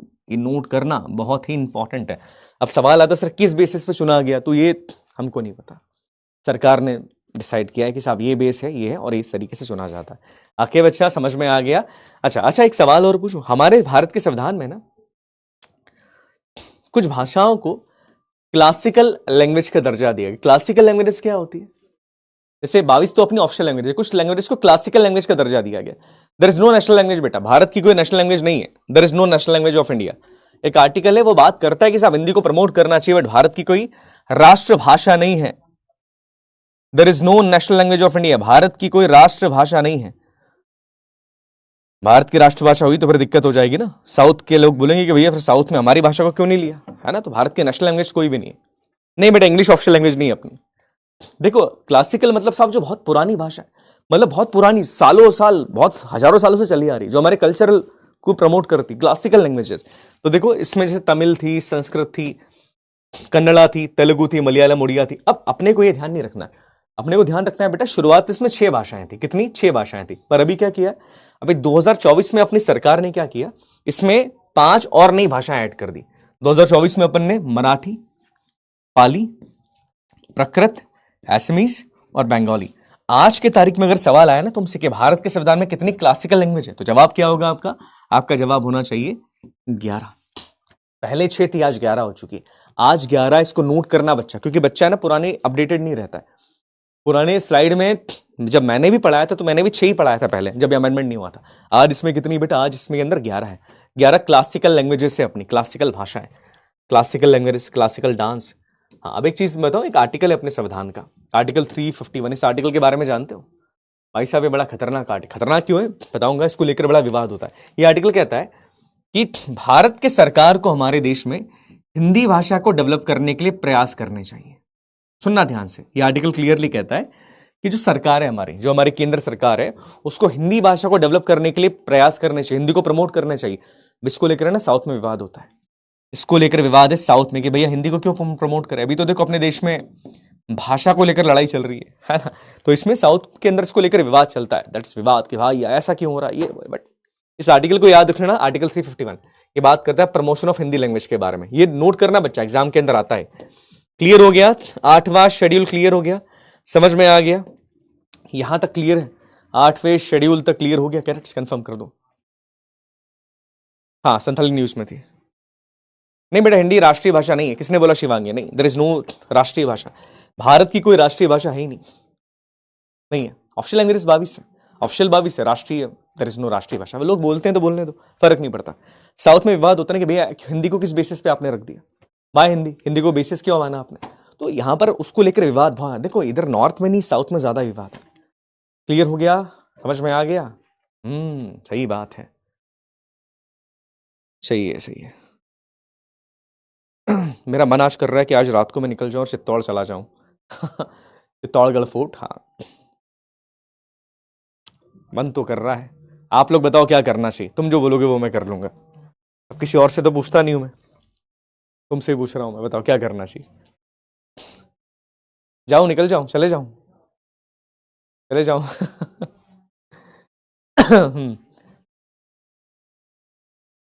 Newspaper the Hindu पढ़ लो, द हिंदू तो मत पढ़ो, वो पढ़ लो यार। बाइक से जाऊंगा, बाइक से, कार से नहीं जाता। कार में कम चलाता हूं, कार में ड्राइव करता हूं बट कम ड्राइव करता हूं, मेरे को बाइक चलाना ज्यादा पसंद है। सोच तो रहा हूं चला जाऊं, दर्शन करके आते हैं वहां पे, देखते हैं। भैया छुट्टी नहीं मिलती तुम्हारे यहाँ से छुट्टी नहीं मिलती यार। चलो माइंड मैप में डाल दूं पहले। 8वां शेड्यूल बात करता है, राहुल सर से पूछूंगा, वो अगर चलेंगे ना तो दोनों भाई निकल जाएंगे। 8वां शेड्यूल बात करता है किसके बारे में, ये बात करता है लैंग्वेज के बारे में, लैंग्वेजेस के बारे में बात करता है 8वां शेड्यूल। चलिए ठीक है, आगे समझ में, क्लियर हो गया। चलो अब हम बात करेंगे भारत के संविधान के 9th शेड्यूल के बारे में। अब 9th शेड्यूल पढ़ने वाले भैया समझना, बड़ा इंटरेस्टिंग शेड्यूल है 9th। देखो 9th शेड्यूल किस बारे में बात करता है, थोड़ी सी मैं इसके बारे में इतिहास 9th शेड्यूल का आपको बता दूं। आप सब जमींदारी सिस्टम के बारे में जानते हैं, what is meaning of zamindari system. Zamindari system क्या होता है, कोई बताएगा मुझे। जमींदारी सिस्टम क्या, किसे कहा जाता है। ठंड बहुत है, हाँ ठंड तो बहुत है। जमींदारी सिस्टम किसे कहा जाता है, किसे जमींदारी सिस्टम कहा जाए। अरे चलो आप लोग भी यार, मैं तो चाहता हूं कि मेरे साथ अपन लोग कहीं घूमने चले सारे बच्चे। मेरी इच्छा ये सब नहीं है कि किसी पार्टी में जाएं, किसी क्लब के अंदर जाएं, अपन लोग चलें कि अच्छा जंगल जैसा या कोई खुला मैदान हो, इलाका हो, अपन तुम लोग सब वहां पर मेरे साथ हो, अपन कैंपेन करें। सुबह 4 बजे अपन रनिंग पे जा रहे हैं सब साथ में, वर्कआउट कर रहे हैं। दैट इज लाइफ, वो लाइफ है। अब वो कभी तुम्हारे साथ कर पाऊंगा कि नहीं मेरे को नहीं पता, बिकॉज अपना ऑनलाइन वाला मामला है, थोड़ा सा ऑफलाइन वाला नहीं है, but still one day might be. हाँ जी देखो क्या होता है, देखो जमींदारी सिस्टम पता था ना। देखो क्या हुआ, आजादी के टाइम पर क्या हुआ था, आजादी के टाइम पर ना अपने देश में जमींदार ज्यादा थे। मतलब क्या होता है, जमींदार वो आदमी था जिसके पास बहुत जमीन है, और ये जमीन हमारे देश में उसको ब्रिटिश सरकार ने दी थी। हाँ ब्रिटिश सरकार जमीन देती थी उसको। पहले किसानों के पास खुद की जमीन नहीं थी, अंग्रेज के टाइम पर, ये पता है आपको, अंग्रेजों के जमाने में किसान के पास खुद की जमीन नहीं है। अंग्रेज सरकार क्या करती थी, ये जमीन देती थी जमींदारों को कि साहब जमींदार साहब के पास बहुत सारी जमीन, और जमींदार इस जमीन पे किसानों को रखता था। किसान बेचारा जमीन पे रेंट से रहता था। हाँ किसान काम करता, सारा फसल जमींदार साहब को देता, जमींदार साहब इसके बदले थोड़ा बहुत पैसा किसान को देते थे, ये होता था। और जिन किसानों के पास जमीन होती थी वो जमीनें जमींदार के पास गिरवी रखते थे। फॉर एग्जांपल की बात करें, किसान की बेटी की शादी है, किसान बोलेगा साहब पैसा चाहिए, बोले अच्छा पैसा चाहिए, क्या दिक्कत है, अपनी जमीन मेरे पास गिरवी रख के चले जा। अब जमीन गिरवी रखी उसने बेचारे किसान ने, और जमींदार साहब क्या करते, उसकी जमीन को हड़प लेते। देखा होगा ना, मूवी आई थी एक मदर इंडिया, लाला मेरी माँ के कंगन वापस कर दे, बस वो सेम जमींदारी वाला सिस्टम था। अब सरकार ने बोला कि यार देश अब आजाद है और देश के किसान के पास जमीन होनी चाहिए। अब जमीन होनी चाहिए तो क्या किया जाए, जरूरी है। तो सरकार ने बोला कि अपन क्या करते हैं, अपन एक शेड्यूल बनाते हैं, और इस शेड्यूल का नाम था 9th शेड्यूल। इस 9th शेड्यूल के द्वारा सरकार ने क्या करा, पहली बात तो 9th शेड्यूल को ऐड करना है, बिकॉज नया शेड्यूल है, 8 ही शेड्यूल थे पहले, नवा ऐड करने, तो सरकार ने पहले इसके लिए एक अमेंडमेंट किया। अमेंडमेंट कौन सा है बेटा, पहला संवैधानिक संशोधन 1951 का, ये नोट कर लीजिएगा। इस अमेंडमेंट के द्वारा भारत के संविधान में 9th शेड्यूल को ऐड किया। अभी साइड शेड्यूल के अंदर पता है क्या किया सरकार ने? इस शेड्यूल में सरकार ने क्लियरली बोला कि 9th शेड्यूल में, इस शेड्यूल के द्वारा हम लोग कई सारे लैंड रिफॉर्म्स करेंगे। लैंड रिफॉर्म्स करेंगे मतलब जमीन के कानून बनाएंगे, और इन जमीन के कानूनों को बना के सरकार ने इस जमींदारी सिस्टम को खत्म कर दिया। कानून कैसे? जैसे एग्जांपल की बात करें, पंजाब लैंड रिफॉर्म, इसमें बोला कि सब एक आदमी के पास इतनी जमीन हो सकती है, बाकी जमीन सरकार को देनी पड़ेगी। अब बाकी जमीन जो सरकार को देनी पड़ेगी, तो बाकी जमीन पर सरकार ने किसानों को बसा दिया। ये सरकार ने किया है, और इस तरीके से सरकार ने हमारे देश में 9th शेड्यूल के द्वारा जमींदारी सिस्टम को खत्म किया, और सरकार ने क्या करा? लैंड रिफॉर्म्स भी करे हैं। आई बात समझ में? याद रखना, सरकार ने लैंड रिफॉर्म्स करे इस अमेंडमेंट के द्वारा। 9th शेड्यूल आपके एग्जाम के हिसाब से इतना ही जानो। यहां तक क्लियर हो गया? 9th शेड्यूल क्लियर हो गया बच्चा? प्लीज कंफर्म कर दो 9th शेड्यूल क्लियर है सारे बच्चों को? कंफर्म कर दीजिएगा। हॉर्स राइडिंग करेंगे? हाँ करेंगे, बिल्कुल करेंगे। आती है हॉर्स राइडिंग, तो बचपन से कर रहे हैं। घोड़ा चलाना मुश्किल काम है। मुश्किल काम किस लिए होता है? बिकॉज बॉडी में थोड़ा सा इशू हो जाता है। अगर आप ढंग से नहीं चलाओगे तो बॉडी खराब हो जाएगी आपकी। लोगों को लगता है घोड़े पर बैठना ही तो है, घोड़े का दौड़ाना ही तो है। बहुत दिमाग लगता है उसके अंदर। फिर व्लॉग बना राहुल सर और मैं हाँ बना लेंगे यार। चलिए ठीक है, क्लियर हो गया? यहां तक क्लियर है? प्लीज कंफर्म कर दो यहां तक क्लियर हो गया? हाँ जी, 1 मिनट देना।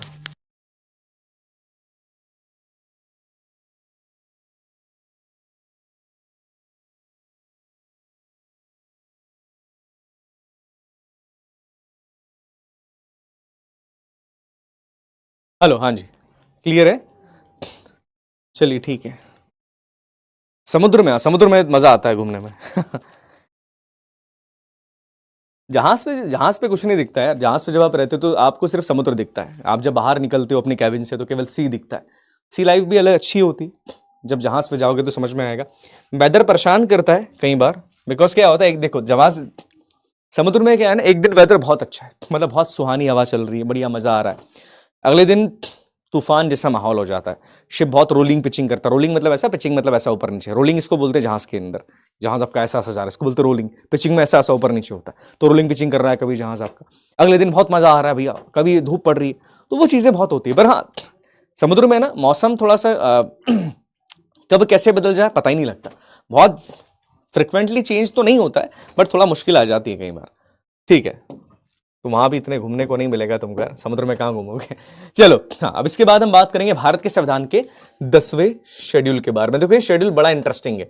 ये शेड्यूल को पहले जोड़ा किससे गया? देखो 10वां शेड्यूल है, 9th के बाद 10th है, तो किसी ना किसी अमेंडमेंट के द्वारा ऐड किया होगा। तो हमने क्या करा, एक अमेंडमेंट किया, 52nd अमेंडमेंट 1985। ये नोट करना बहुत इंपॉर्टेंट है। 52nd अमेंडमेंट 1985 के द्वारा भारत के संविधान में 10वें शेड्यूल को हम लोगों ने ऐड किया। नोट करिएगा, इसके द्वारा हम लोगों ने क्या किया। देखो आप सबको नहीं पता तो एक कानून है हमारे देश में जिसे कहा जाता है एंटी डिफेक्शन लॉ, दल बदल विरोधी कानून। सुना है इसके बारे में किसी ने? दल बदल विरोधी कानून। सुनना मेरी इस बात को, क्या? दल बदल विरोधी कानून। सुनिएगा ध्यान से, दल बदल विरोधी कानून, एंटी डिफेक्शन लॉ इसे कहा जाता है। इसमें क्या हुआ, इसमें क्या होता था, देखो क्या होता था पहले अपने देश में। मान लो कि ये मैं हूं, मैं तो नहीं करूंगा ऐसा, पर मान लो मैं नहीं हूं यार, कोई और है। ये भाई साहब कोई आदमी है ना, ये मिस्टर चुन्नू लाल है। अब चुन्नू लाल भाई साहब ने चुनाव लड़ा। चुन्नू लाल भाई साहब ने बोला बीजेपी के नाम से, बीजेपी के नाम से चुनाव लड़ा चुन्नू लाल जी ने कि भाई हम बीजेपी की तरफ से चुनाव लड़ रहे हैं। ये तुम्हारे घर आए, बोले बीजेपी के मेंबर हैं हम, बीजेपी से टिकट लिया, उन्होंने चुनाव लड़ लिया। अब चुन्नू लाल भाई चुनाव जीत गए। अब चुनाव जीत गए, चुन्नू लाल बड़े खुश हैं। अब चुन्नू लाल जी को दूसरी पार्टी ने ऑफर दिया, अरे बोले भैया चुन्नू लाल जी, बोले काहे के लिए बीजेपी में भाई, हमारे पास आइए, हमारी पार्टी में आ जाइए, हम देंगे आपको 10 करोड़ रुपया, और 10 करोड़ रुपया के साथ आपको एक अच्छा पद भी दे देंगे। अब चुन्नू लाल जी का दिमाग फिर गया, अरे भैया मजा आ गया। चुन्नू लाल जी अपनी पार्टी बदल दी यार 15 करोड़ 10 करोड़ लिए इन्होंने, एक पोस्ट इन्होंने अच्छी ली, और इन्होंने अपनी पार्टी बदल ली चुनाव जीतने के बाद। सुनना, चुनाव लड़ने से पहले नहीं, चुनाव जीतने के बाद पार्टी बदल लिया चुन्नू लाल जी। चुनाव जीतने के बाद पार्टी बदल ली, बीजेपी से किसी और पार्टी को ज्वाइन कर लिया। अब देखो, इसने तुम्हारे भरोसे को तोड़ा है चुन्नू लाल जी ने। तोड़ा है कि नहीं तोड़ा? बिल्कुल तोड़ दिया। तुम्हारे भरोसे को तोड़ा चुन्नू लाल जी ने, बिकॉज तुमने चुन्नू लाल जी को वोट क्यों दिया था कि अरे बीजेपी ने इनको चुना है, अच्छे आदमी होंगे। और भैया ये तो पैसे के लालच में इन्होंने पार्टी ही बदल लिया। और ऐसा काम एक आदमी ने करा था, उन आदमी का नाम था गया राम जी, हरियाणा के थे वो, गया राम जी। गया राम जी ने क्या करा, एक ही दिन में अपनी पार्टी चेंज करी और वापस से उसी पार्टी में आ गए। इसलिए इस आर्टिकल को बोला जाता है, शेड्यूल को बोला जाता है आया राम गया राम। क्या नाम है इसके लिए? आया राम गया राम। कि भैया पहले आए पार्टी से फिर वापस चले गए, आया राम गया राम। अब ये चीज देश में बहुत ज्यादा हो रही थी। उस टाइम पर सरकार थी राजीव गांधी की। राजीव गांधी जी कौन है? कौन है राजीव गांधी जी? राहुल गांधी जी के पापा, है ना। राजीव गांधी जी भारत के यंगेस्ट प्राइम मिनिस्टर हैं, ये नोट करना, यंगेस्ट प्राइम मिनिस्टर है भारत के। उनकी सरकार थी, उन्होंने बोला ये नहीं चलेगा, ये तो गलत चीज है, ऐसा करना गलत है। तो यहां पर उन्होंने कानून बना दिया, that is anti defection law. Anti defection law बनाया, एक शेड्यूल ऐड कर दिया। अब जो भी आदमी ऐसा काम करता है उसकी मेंबर ऑफ पार्लियामेंटशिप ही चली जाएगी, उसकी सांसदी चली जाती, जी हां, उसकी पार्टी से उसको मेंबर ऑफ पार्लियामेंटशिप से, मतलब उसको लोकसभा राज्यसभा कहीं का भी है, उसको निकाल दिया जाता है। आई बात समझ में? ये चीजें यहां पर करी है। नहीं बेटा, देखो नीतीश कुमार जी ने पार्टी थोड़ी चेंज करी अपनी, कि उन्होंने पार्टी चेंज करके पार्टी बीजेपी, उन्होंने अपनी पार्टी चेंज कर ली। पार्टी उनकी सेम थी, उन्होंने अपनी पार्टी का सपोर्ट किसी और को दे दिया। ये चीज याद रखिएगा। यहां पर क्या बीजेपी से आप कांग्रेस में ही चले गए, या कांग्रेस से आप बीजेपी के अंदर ही आ गए, आपने सपोर्ट नहीं किया है बेटा। यहां पर हमने आप एग्जाम्पल की बात करें जेडीयू के बारे में, जेडीयू ने अपने आप का नाम जेडीयू ही रखा है ना वहां पे। ऐसा तो नहीं कि जेडीयू के सारे लोग बोले कि अब हम जेडीयू ने, अब हम कांग्रेस नहीं, अब हम, माफ कीजिएगा, हम जेडीयू नहीं है, अब साहब हम बीजेपी हैं। ऐसा तो नहीं हुआ ना, नहीं हुआ। पार्टी तो उनकी जेडीयू ही थी, बट सपोर्ट उन्होंने किसी और को भी चेंज कर दिया। पर यहां पर मैं क्या बोल रहा हूं कि भैया पार्टी बदल लिया आपने। आप कांग्रेस के थे, आज से आप बोलेगा आज से हम बीजेपी के हैं। ये चीज है कि मेरा बीजेपी पार्टी मेरी बीजेपी, पर चुनाव जीतने के बाद जिन्होंने ये करा उनके लिए चीज है। तो याद रखना, ये बात करता है एंटी डिफेक्शन लॉ के बारे में। आई बात समझ में? तो देखो 10वां शेड्यूल यहां पर बात करेगा किसके बारे में? 10वां शेड्यूल भारत के संविधान का बात करता है। यहां पर कहां गया भाई? अरे कहां चला गया? ओके, हाँ, ये बात करेगा किसके बारे में? बात करता है हमारे 9th भी बचा है ना अभी। 9th शेड्यूल किसके बारे में बात करता है? 9th शेड्यूल के बारे में ऑलरेडी हमने बात करी है। बात करेगा जमींदारी, जमींदारी के बारे में बात करता है। और 10वां बात करेगा किसके बारे में? बात करता है एंटी डिफेक्शन लॉ के बारे में। अब इसके बाद आता है एक बहुत ही इंपॉर्टेंट शेड्यूल, जिसका पूरा लेक्चर पढ़ना है तुमको। जी हाँ, इसका पूरा लेक्चर आपको पढ़ना है। ये आपके भारत के संविधान का 11वां शेड्यूल, नोट कर लीजिएगा, बहुत ही इंपॉर्टेंट है। हालांकि पूरा लेक्चर है इसका। 11वां शेड्यूल सीधी बात है, किसी ना किसी अमेंडमेंट के द्वारा ही आपको ऐड करना पड़ेगा। तो जो अमेंडमेंट के द्वारा ऐड किया गया वो अमेंडमेंट कौन सा था? 73rd अमेंडमेंट 1992 के द्वारा भारत के संविधान में 11वां शेड्यूल ऐड किया गया है। नोट कर लीजिएगा, 73rd अमेंडमेंट 1992, ये नोट करना बेटा। इसके द्वारा भारत के संविधान में हमने 11वां शेड्यूल ऐड किया। 11वें शेड्यूल के अंदर है क्या? सीधी सी बात है, बहुत दिमाग नहीं लगाना। पंचायती राज को संवैधानिक दर्जा हमने दिया, पंचायत को मजबूत बनाया हमने, पंचायती राज को और मजबूत बनाया, और पंचायत को संवैधानिक दर्जा हमने दिया। इसी के साथ हमने और क्या किया? इस शेड्यूल में पंचायत के पास क्या क्या पावर है भैया, पंचायत की क्या क्या अथॉरिटी है, और पंचायत की क्या क्या रिस्पॉन्सिबिलिटीज है, इसके बारे में पूरी बात करिए कि पंचायत के पास कितना पावर है, किस किस चीज को लेकर पावर है, पंचायत की अथॉरिटी कहां कहां पर है, पंचायत की क्या क्या रिस्पॉन्सिबिलिटी, सबके बारे में बात की गई। और याद रखना, पंचायत के पास 29 मैटर्स को लेकर पावर है। जैसे आपने पंचायत वो वेब सीरीज देखी कि नहीं पंचायत? अब 29 मैटर्स में से एक मैटर है आपका रोड। रोड बनाना प्रधान जी की जिम्मेदारी है, बना नहीं पा रहे तभी तो चुनाव आ रहे। याद आ गया, समझ में आ गया? यही चीज है। इन 29 मैटर्स के अंदर ये एक रोड भी आता है। आई बात समझ में? रोड भी आता है ना। थैंक यू जाट बेटा, थैंक यू। आई बात समझ में? क्लियर हो गया? हाँ जी। तो ये 11वां शेड्यूल हमको पंचायती राज के बारे में बात करता है। यार अपन को इसको डिटेल में पढ़ना, पूरा क्लास है तुम्हारी इसकी। हाँ, 2 लेक्चर है इसके, तो पूरी क्लास है तुम्हारी इसकी 11वें शेड्यूल की, तो अपन पढ़ेंगे।